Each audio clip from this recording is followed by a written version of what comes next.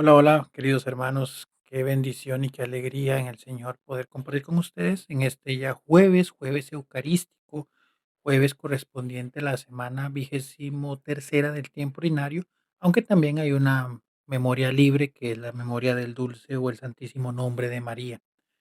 Pero bueno, las lecturas de hoy son poderosísimas y son una verdadera enseñanza para poder llevar de la mejor manera el camino de la fe.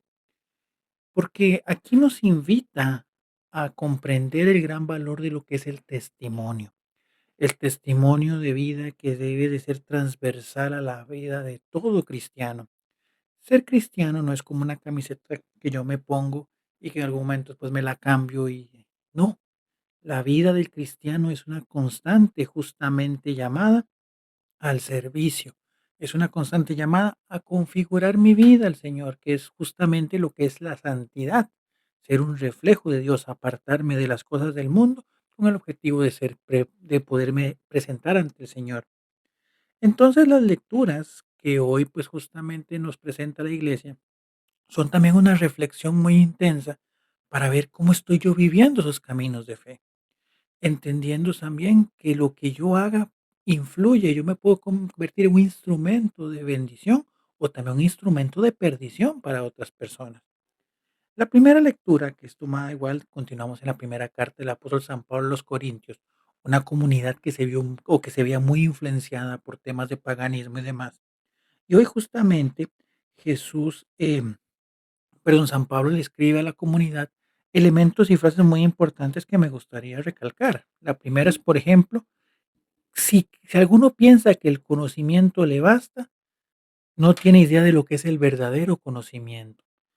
Y habla mucho, y el texto yo lo reflexiono mucho, sobre aquellas personas que de una u otra manera se dedican o nos dedicamos, con la humildad del caso, a formar, a dar pues enseñanzas de la fe.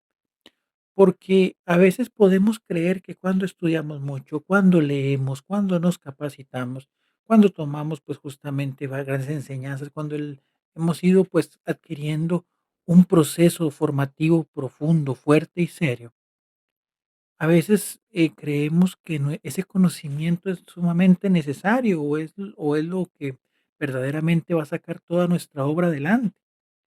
Y tenemos que empezar porque la obra no es nuestra, es de Dios. Y por consecuente, toda la formación no va a ser útil si no está acompañada de un ambiente de oración, si no estamos verdaderamente pegados, unidos, vinculados a la fuente verdadera que es Dios. Y eso solamente, y eso no está únicamente en el estudio nos ayudará, pero la oración, la vida sacramental y todas esas cosas son las que al final nos permiten verdaderamente alcanzar esa plenitud del conocimiento de Dios y esa cercanía real que transforma. Entonces, habla de eso, de pensar en primer lugar que el conocimiento basta. Hay que ser muy cuidadosos por esa parte. Y habla sobre un tema específico de la época, pero que tampoco puede dejar de ser, algo que pueda invitarnos a reflexionar actualmente. Habla justamente, como dije anteriormente, la comunidad de Corinto era una comunidad pagana, había muchos cultos a dioses y demás. Y habla sobre bien de la carne ofrecida a los ídolos, que ya en sí era un tema que también se había conversado, inclusive en el libro Los Hechos de los Apóstoles, cuando llegan las comunidades judaizantes.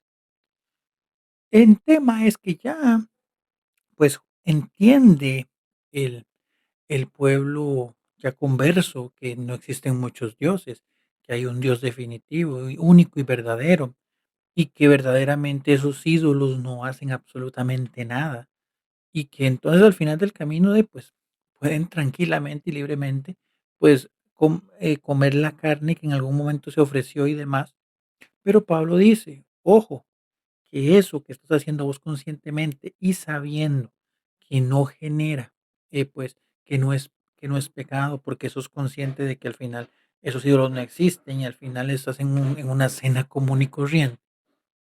Si eso se convierte en algo que confunda a aquel que está empezando el proceso de la fe, entonces no lo hagas".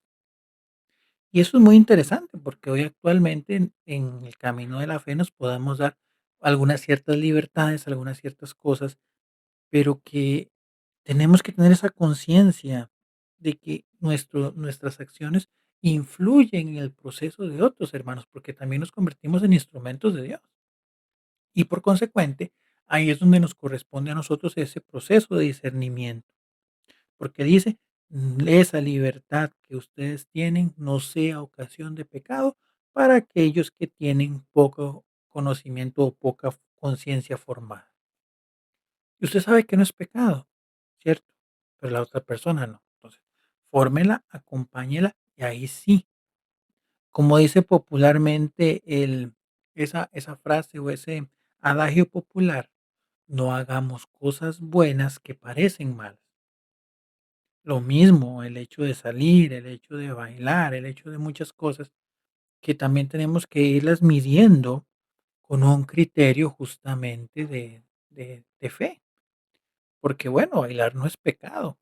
Pero actualmente la pues toda la, ¿cómo llamarlo? La oferta musical nos presenta ritmos o situaciones que, bueno, nos darán mayor testimonio a la fe.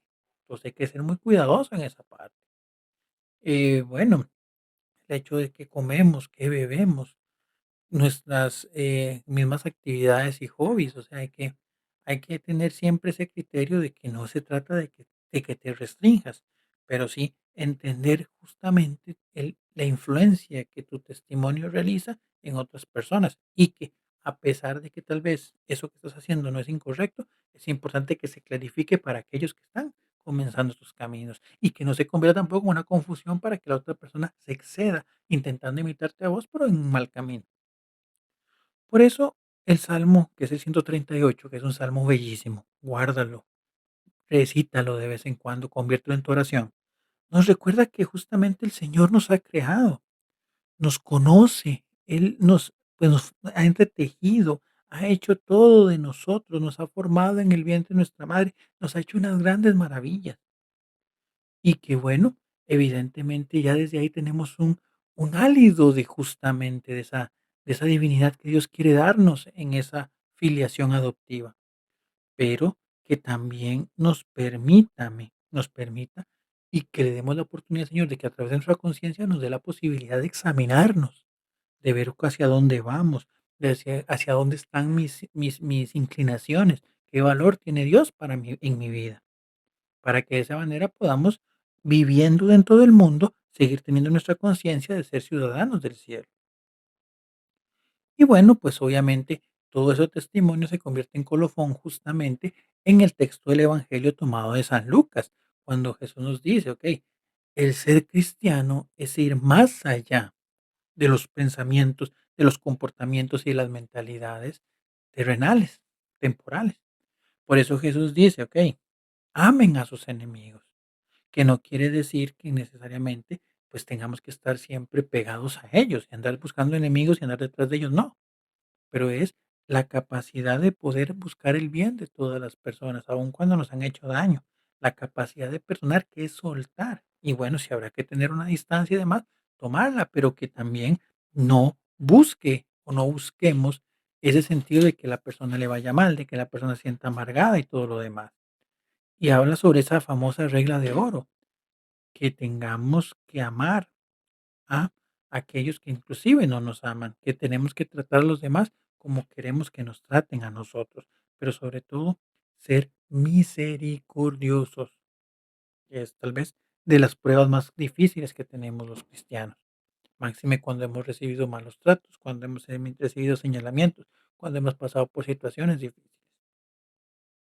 Pero bueno, esto es parte de lo que es la experiencia de la fe, el aprender y el vivir justamente esos procesos, y aprender a configurar mi vida justamente al el estilo de Jesús, que incluso desde la cruz y siendo ultrajado y como dicen, pues justamente, em, siendo injuriado, siendo injustamente condenado, siendo burla de muchas personas, su primera expresión es: "Padre, perdónalos porque no saben lo que hacen".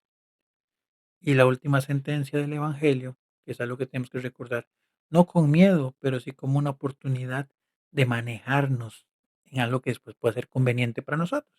Me explico, y no es interés, es reflexión, porque con la misma medida con que midas, serás medido.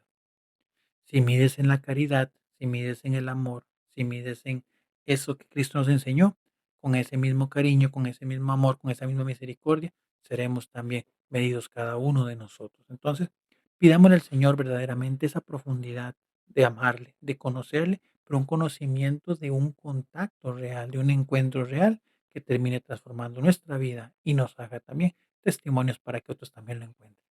Feliz tarde, que Dios te bendiga.